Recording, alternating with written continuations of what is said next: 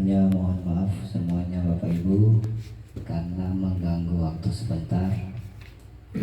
Pertama marilah kita panjatkan rasa puji syukur kita kehadirat Tuhan Yang Maha Esa, Allah Subhanahu Wa Taala, yang mana pada pagi hari ini alhamdulillah kita masih diberikan nikmat, yaitu nikmat sehat. Selanjutnya selawat dan salam tak lupa pula kita sanjung tinggikan kepada junjungan Nabi besar Muhammad Sallallahu Alaihi Wasallam. Mudah-mudahan kita semua umatnya diakui dan mendapatkan syafaat. Amin ya Allah. Amin. Baik Bapak Ibu yang saya hormati, terima kasih atas kesediaan dari Bapak Ibu semuanya dalam rangka penyebaran pemahaman budaya positif. Saya sendiri selaku CGP Angkatan 10 Kabupaten Merangin. Baik Bapak Ibu, ada beberapa hal yang akan saya bagikan. Sebelumnya mohon maaf, bukan saya menggurui ataupun dan sebagainya. Saya hanya ingin berbagi pengetahuan tentang budaya positif di sekolah. Ada beberapa pembahasan yang akan kita bahas pada pertemuan kita pada hari ini. Ada perubahan paradigma belajar, kemudian disiplin positif, nilai-nilai kebijakan, kebutuhan dasar manusia, motivasi perilaku manusia, posisi kontrol guru, keyakinan kelas, dan segitiga retribusi. Baik, yang pertama Bapak Ibu, pembelajaran dengan paradigma baru. Pembelajaran dengan paradigma baru itu merupakan pembelajaran yang dirancang berdasarkan prinsip pembelajaran berdiferensiasi, sehingga para peserta didik belajar sesuai kebutuhannya berdasarkan tahap perkembangan sesuai teori psikologi modern untuk perwujudan profil pelajar Pancasila. Jadi untuk paradigma pembelajaran baru ini kita berorientasi kepada proyek atau profil pelajar Pancasila, yang dimana itu ada dimensi beriman bertakwa kepada Tuhan Yang Maha Esa, berakhlak mulia, kemudian berkebinekaan global, mandiri, bernalar kritis, bergotong royong, dan kreatif. Nah, dimensi inilah yang akan kita bawa atau kita sampaikan kepada peserta didik. Jadi inilah yang akan menjadi cikal bakal dari dimensi yang kita harapkan, merupakan paradigma baru. Kemudian paradigma perubahan belajar dengan paradigma baru itu, yang pertama itu yang sering kita lakukan adalah teacher center. Jadi pembelajaran itu berpusat kepada guru. Tapi untuk paradigma baru itu sekarang bukan lagi teacher center tetapi student center. Jadi siksa yang aktif dan kita hanya sebagai fasilitatornya. Dan untuk mengakseskan kurikulum merdeka dibutuhkan perubahan paradigma dan budaya guru yang cukup signifikan. Jadi adanya perubahan. Oleh karena itu, keberhasilan implementasi kurikulum merdeka mensyaratkan perubahan mindset guru sebagai landasan awal atau utama. Karena roh utama dari IKM adalah memerdekakan siswa yang berpusat kepada peserta didik. Jadi apapun pembelajaran kita itu harus berpusat kepada peserta didik. Kemudian ada suatu miskonsepsi. Miskonsepsi itu adalah pemahaman yang salah. Yang bagaimana kita lihat gambar yang ada di depan itu, kita sebagai guru, ilustrasi guru mengontrol murid. Nah, jadi kita itu sebenarnya bukan mengontrol murid, ya. Bahwa semua penguatan positif, efektif, dan bermanfaat. Kita pikirnya itu sebagai kita sebagai pengontrol murid, sebenarnya bukan. Kemudian ilustrasi bahwa kritik dan membuat rasa bersalah mampu menguatkan karakter. Berarti kita mengkritik atau membuat rasa bersalah kepada siswa itu akan menguatkan karakter. Ternyata itu salah. Kemudian yang ketiga, ilustrasi bahwa orang dewasa berhak memaksa. Itu juga salah. Itu adalah miskonsepsi tentang teori kontrol kita sebagai guru. Bapak Ibu, cobalah lakukan kegiatan berikut. Sekarang boleh berpasangan.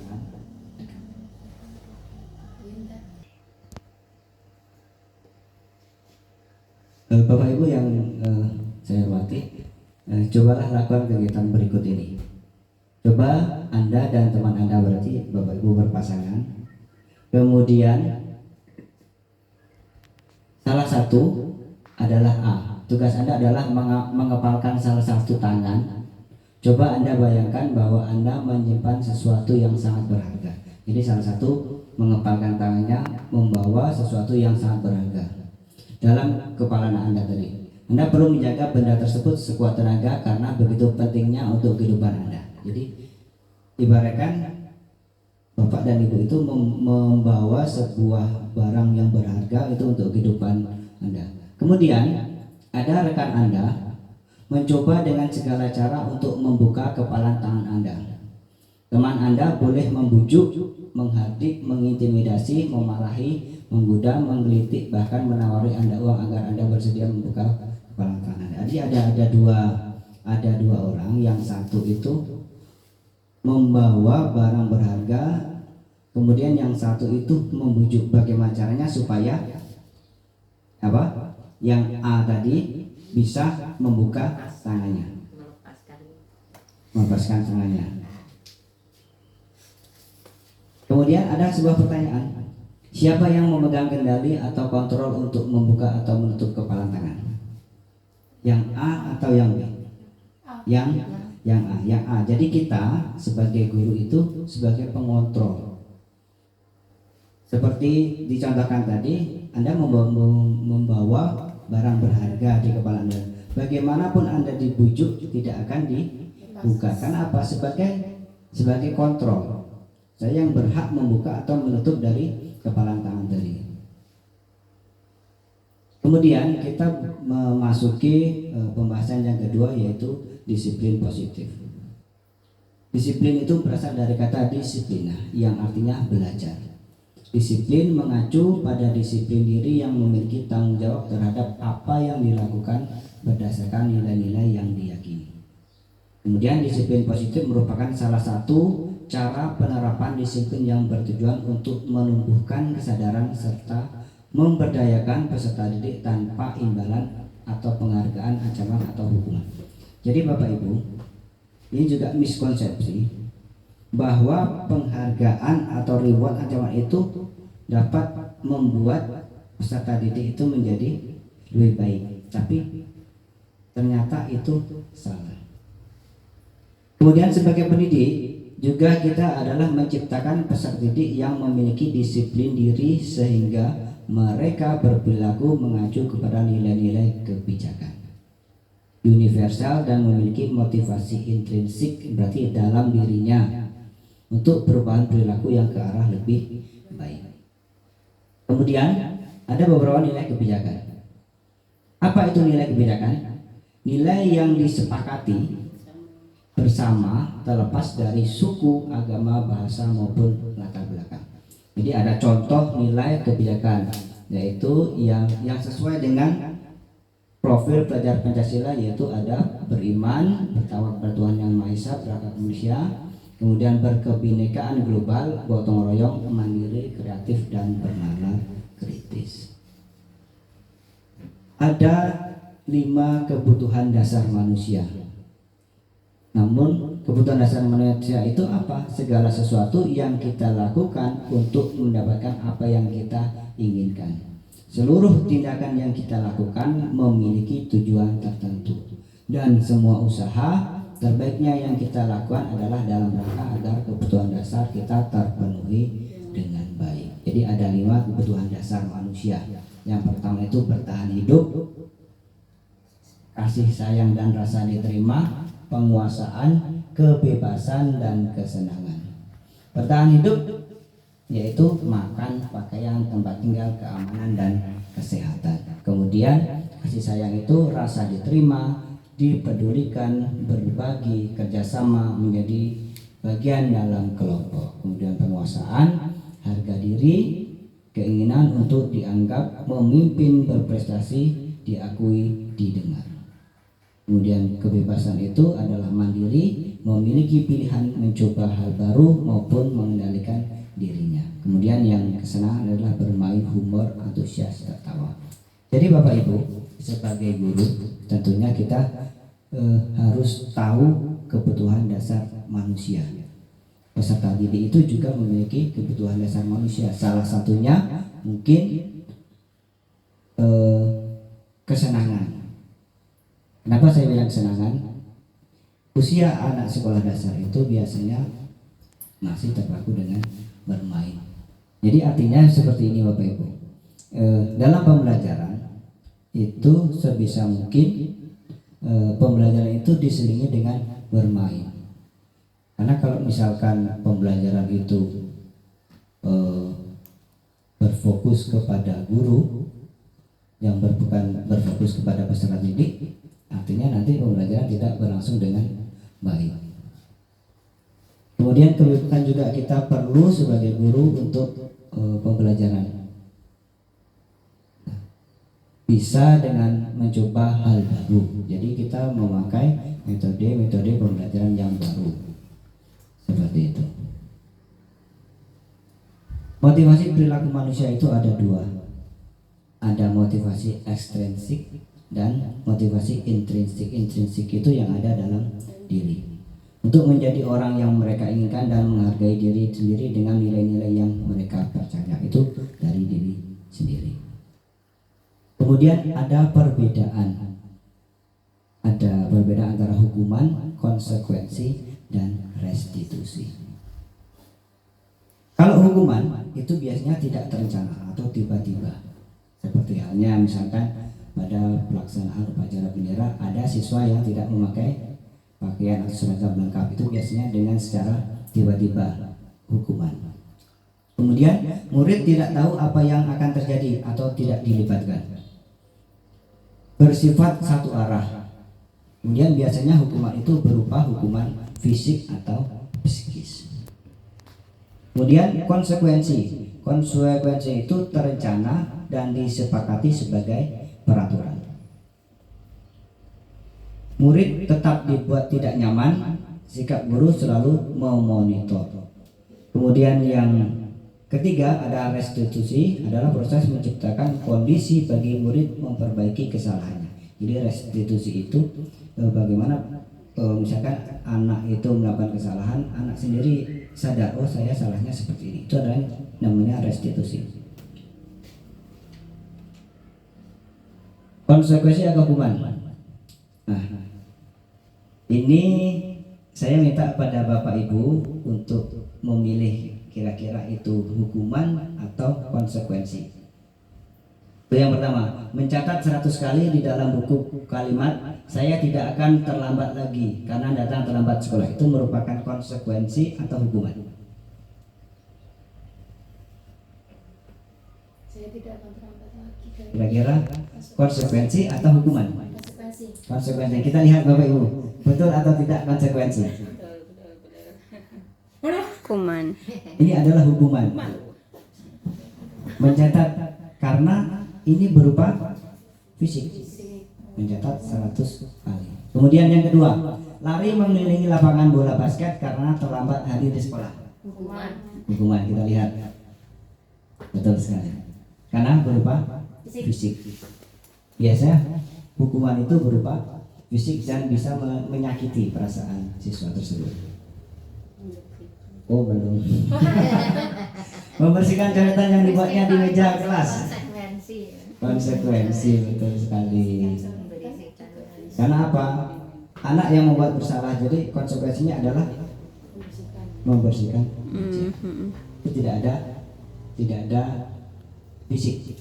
Kemudian murid diminta pass up 100 kali karena tidak menggunakan masker di sekolah. Hukuman. Kita lihat. Betul sekali. Karena berupa fisik. Oh, inilah saya. Murid disuruh tidak menggunakan sepatu seharian di sekolah karena tidak memakai sepatu hitam. Iya, hukuman. Karena berbentuk Fisik.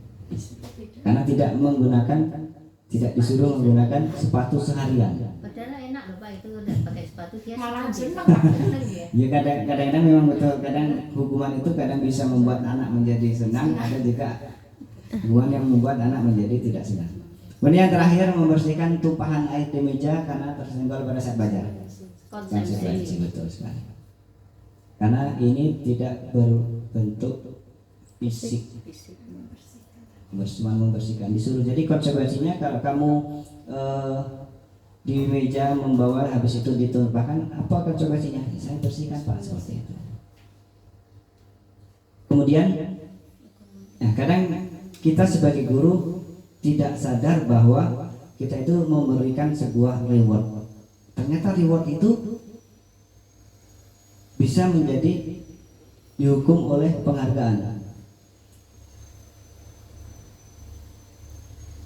Mengapa bisa saya katakan seperti itu? Karena pengaruh jangka pendek dan jangka panjang itu ketergantungan. Jadi anak mendapatkan, misalkan bisa menjawab, nanti kamu saya bapak kasih misalkan uang. Tetapi untuk jangka pendeknya, jangka panjangnya, itu kalau misalkan tidak dikasih uang lagi, anak tidak mau menjawab lagi. Misalkan seperti itu. Kemudian penghargaan itu tidak efektif. Penghargaan merusak hubungan. Jadi kalau misalkan awalnya dikasih ternyata tidak dikasih, jadi merusak hubungan antara guru dengan murid. Kemudian penghargaan mengurangi kualitas. Yang biasanya tanpa adanya penghargaan itu siswa mau belajar, karena sudah dikasih penghargaan akhirnya malah tidak dikasih lagi, ternyata jadi malas. Kemudian penghargaan itu mematikan kreativitas. Dan penghargaan itu juga sebagai menghukum. Dan terakhir, penghargaan itu mengurangi motivasi dari intrinsik. Enggak lagi orang nggak dikasih sama bapak dan guru. Nah, seperti itu. Bapak Ibu, hukuman itu boleh dilaksanakan, tetapi harus berdasarkan kesepakatan. Jadi dari kesepakatan jadi peraturan kelas menjadi kesepakatan kelas. Mengapa keyakinan kelas? Mengapa bukan peraturan kelas? Karena kalau peraturan itu sudah ada, kita yang buat, guru yang buat. Tapi kalau keyakinan kelas berdasarkan kesepakatan antara guru dengan murid. Misalkan anak-anak masuk, kita buat kesepakatan kelas. Apa kesepakatan kelas kita? Nggak boleh ribut Pak di dalam kelas, nggak pada waktu belajar. Jadi kita menggali dari kesepakatan siswa-siswa semuanya. Ya kan, masuknya jam berapa? Misalkan jam 7 Pak. Oke, berarti itu sudah kesepakatan kelas kita. Jadi kita laksanakan. Pembentukan keyakinan kelas. Jadi keyakinan kelas itu bersifat abstrak, itu tidak terlihat ya. Berupa pernyataan yang mengandung nilai kebijakan. Kemudian dibuat dalam pernyataan positif. Ya, jangan sampai keyakinan kelas itu terlambat WhatsApp 100 kali misalkan dibangun. Itu tidak, bukan seperti pernyataan yang seperti itu, bukan pernyataan yang negatif. Kemudian biasanya keyakinan kelas itu dibuat nggak panjang, cuma sedikit aja agar mudah diingat. Untuk misalkan keyakinan kelas kita dilarang sampai panjang, akhirnya apa? Anak tidak ingat, lupa. Yang simpel aja, membersihkan, terlambat membersihkan kelas, misalkan seperti itu.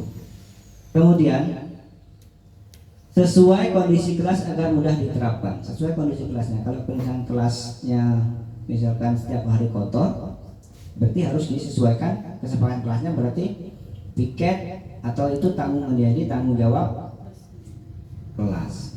Kemudian melibatkan semua warga kelas. Jadi semuanya dilibatkan dalam pembuatan keyakinan kelas. Kemudian disepakati. Dan untuk memudahkan biar diingat, ditempel. Biasanya ini kalau misalnya anak melakukan pelanggaran, kita bisa lihat. Yuk kita sama-sama lihat kesepakatan kelas kita, apa yang kamu langgar.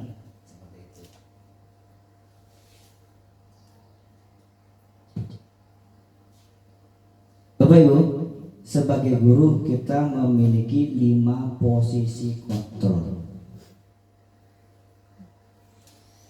Yang pertama itu sebagai penghukum, kemudian pembuat rasa bersalah, itu yang selanjutnya pemantau, teman, dan manajer.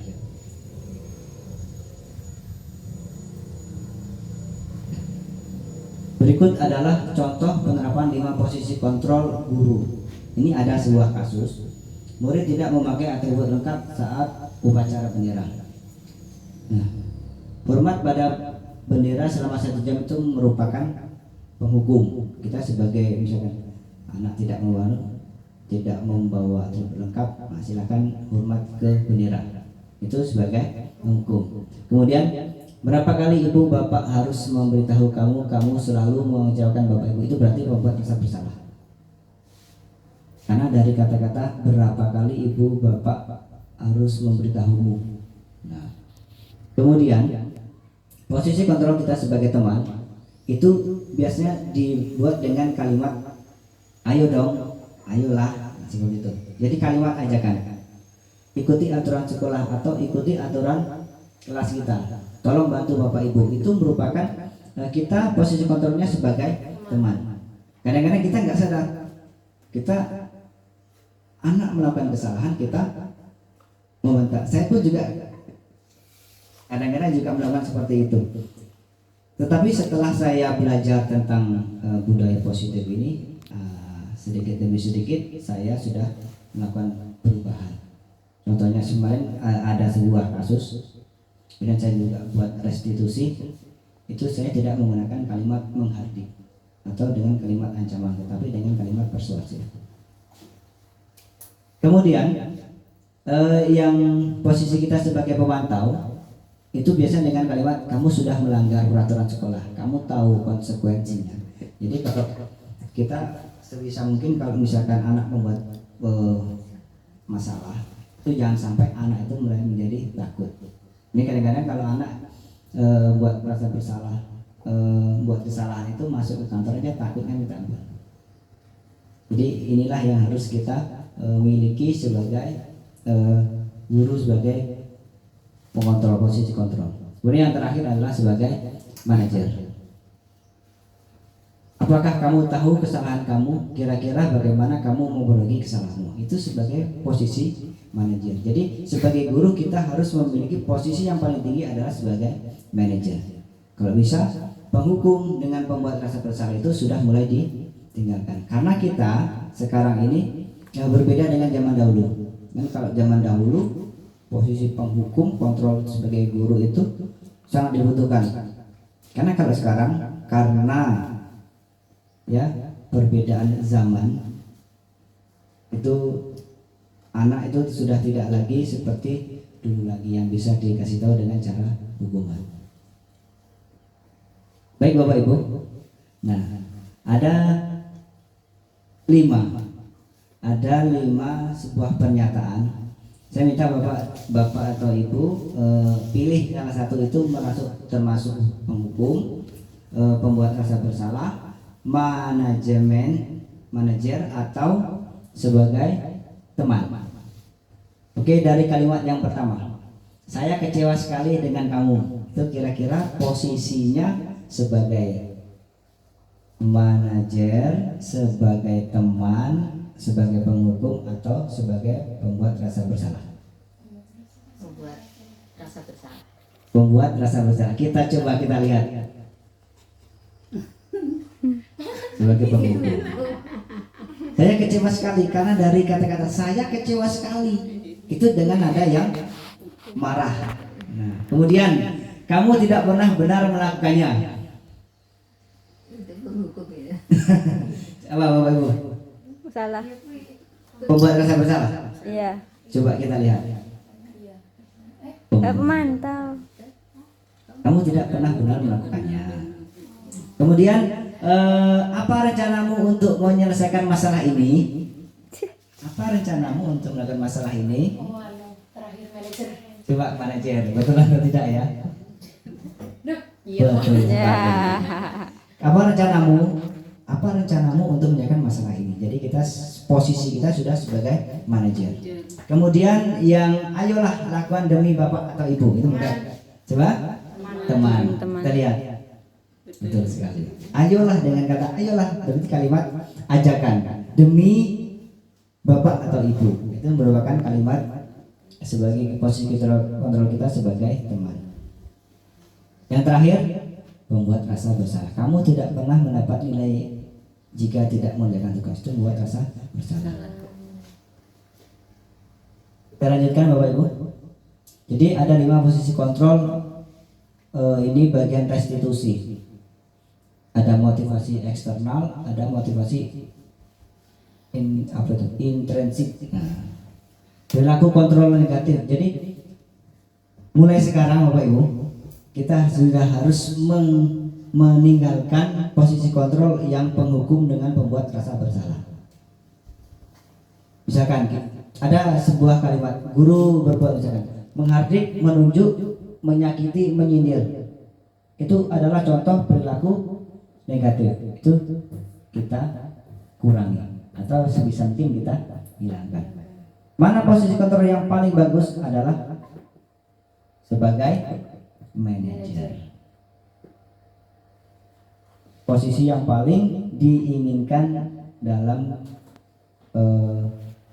paradigma baru itu kita sebagai manajer. Dampaknya juga ada Bu, Pak. Kalau misalkan kita melakukan kontrol negatif, mengulangi, anak itu pasti akan mengulangi kesalahan lagi, berulang kali.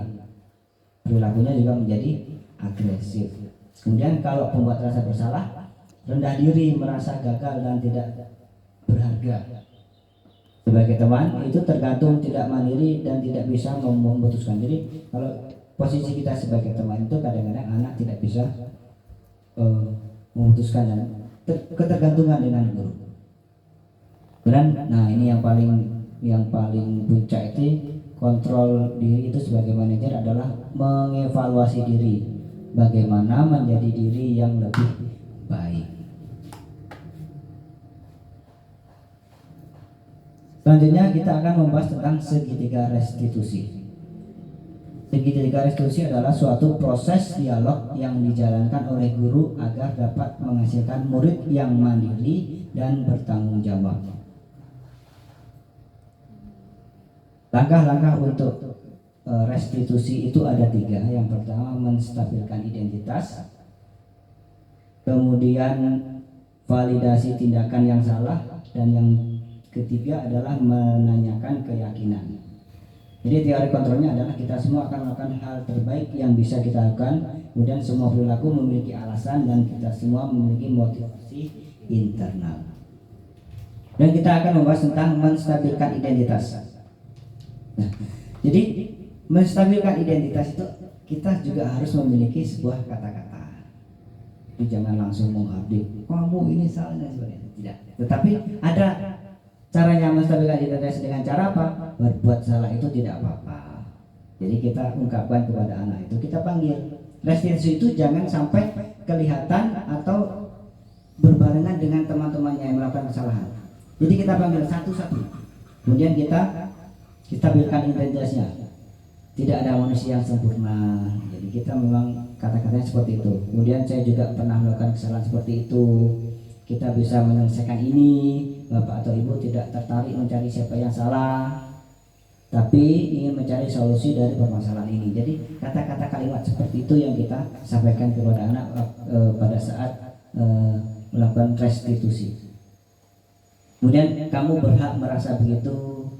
Dan yang terakhir, apakah kamu sedang menjadi teman yang baik buat diri sendiri? Jadi ada kalimat-kalimat yang membuat anak itu tidak merasa takut. Kemudian validasi tindakan yang salah. Padahal kamu bisa melakukan yang lebih buruk dari ini. Secara tidak langsung kita memvalidasi tindakan mereka yang salah. Kemudian kamu pasti punya alasan mengapa melakukan hal ini. Kamu patut bangga pada dirimu sendiri karena kamu telah melindungi sesuatu yang penting buatmu. Jadi kalau anak melakukan kesalahan itu pasti ada sebab dan akibatnya. Kemudian menanyakan keyakinan.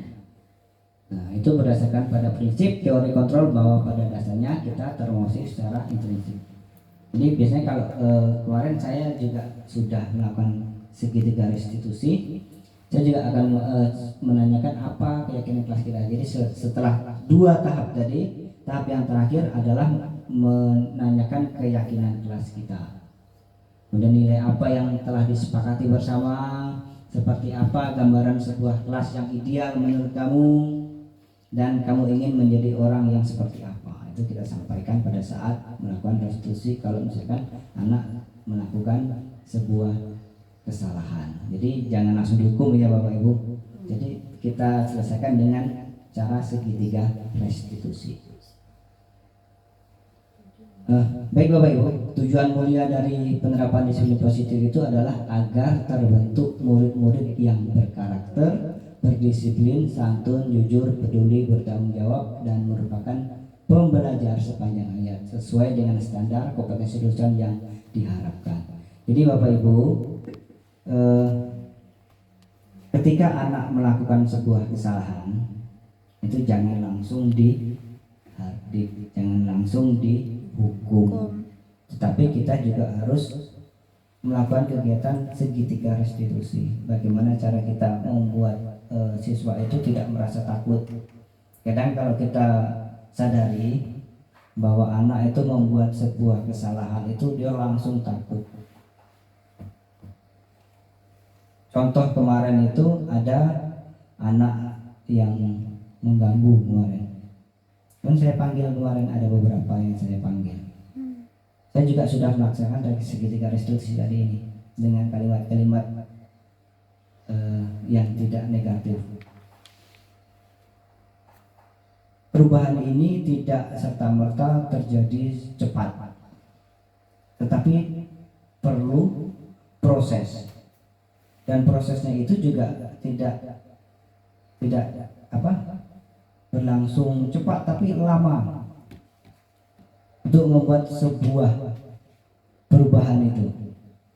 Jadi Bapak Ibu, mungkin itu yang dapat saya sampaikan tentang berbagi praktek baik tentang budaya disiplin positif di sekolah maupun di kelas. Jadi saya berharap Bapak Ibu semuanya nanti apa yang sudah saya berikan atau sampaikan dapat terapkan di kelasnya masing-masing, terutama tentang segitiga restitusi ini.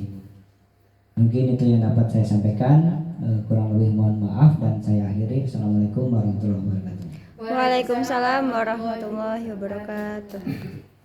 Kamu sendiri